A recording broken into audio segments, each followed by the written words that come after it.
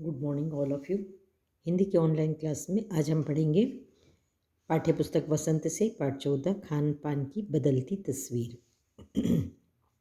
नाम से ही जैसा आप समझ रहे होंगे कि ये जो लेसन है वो आज का आज के माहौल में जो चेंजेस आए हैं, ख़ास तौर पे खाने पीने में जो बदलाव आया है उसके बारे में लेखक ने लिखा है और इसके जो राइटर हैं वो हैं प्रयाग शुक्ल।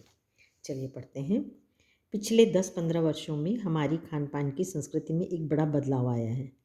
इडली, डोसा, बाड़ा, सांभर, रसम अब केवल दक्षिण भारत तक सीमित नहीं है। ये उत्तर भारत के भी हर शहर में उपलब्ध हैं और अब तो उत्तर भारत की ढाबा संस्कृति लगभग पूरे देश में फैल चुकी है। अब आप कहीं भी हों, उत्तर भारतीय रोटी दाल साग आपको मिल ही जाएंगे।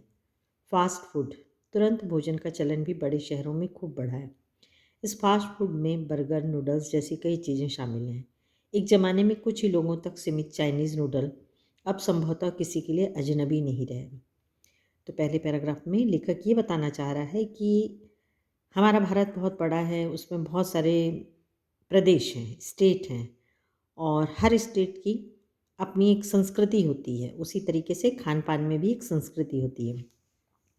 जैसे आप गुजरात जाएंगे तो वहाँ का गुजरात नाम से ही ढोकला फेमस है और आप साउथ में जाएंगे तो वहाँ का इडली डोसा फेमस है।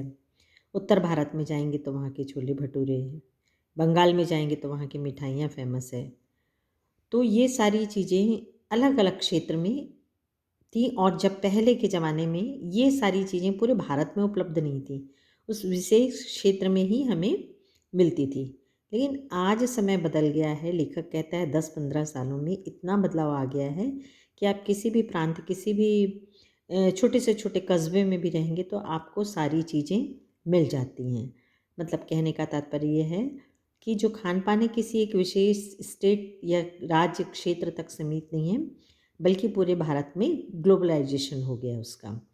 और फास्ट फूड जो तुरंत फटाफट बनने वाले हैं, जैसे कि एग्जांपल भी दिए, नूडल्स है और बर्गर है, आपका पिज़्ज़ा है।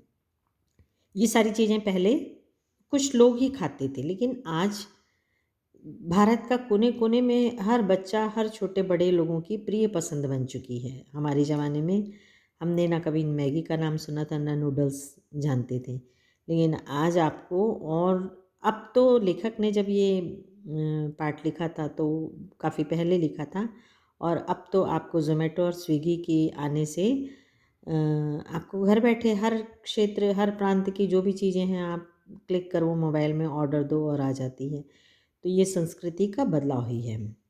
2 मिनट नूडल्स के पैकेट बंद रूप से कम बच्चे बूढ़े सभी परिचित हो चुके हैं। इसी तरह नमकीन के कई स्थानीय प्रकार अभी तक भले मौजूद हों, लेकिन आलू चिप्स के कई विज्ञापित रूप तेज़ी से घर घर में अपनी जगह बनाते जा रहे हैं। तो नूडल्स जो है, मैगी है, वो तो खाली बच्चे नहीं बड़े भी खाते हैं। और चिप्स पहले के ज़माने में जब हम छोटे थे तो सिर्फ घरों में बना करते थे। एक विशेष मौसम हुआ करता था उसका, होली का आसपास, उस समय घरों में, हर घर में चिप्स बनाए जाते थे। लेकिन अभी भारत में सर्वाधिक और बहुत प्रकार के चिप्स बिकते हैं, उसके एडवर्टाइजमेंट भी उतने रहते हैं। गुजराती ढोकला गाठिया भी अब देश के कई हिस्सों में स्वाद लेकर खाए जाते हैं और बंगाली मिठाइयों की केवल रसभरी चर्चा ही नहीं होती, वे कई शहरों में पहले की तुलना में अधिक उपलब्ध हैं। यानी स्थानीय व्यंजनों के साथ ही अब अन्य प्रदेशों के व्यंजन पकवान भी प्रायः हर क्षेत्र में मिलते हैं और मध्यम वर्गीय जीवन में भोजन विविधता अपनी जगह बना चुकी है। तो जैसा मैंने पहले ही बोली थी कि गुजरात का ढोकला और बंगाल की मिठाइयाँ बहुत फेमस रहती हैं। तो पहले आपको यदि वो खाना है तो आपको उस क्षेत्र या उस स्टेट में जाना पड़ता है, लेकिन अब स्थिति बदल चुकी है। अब आपको ये कहीं भी किसी भी समय उपलब्ध हो सकता है।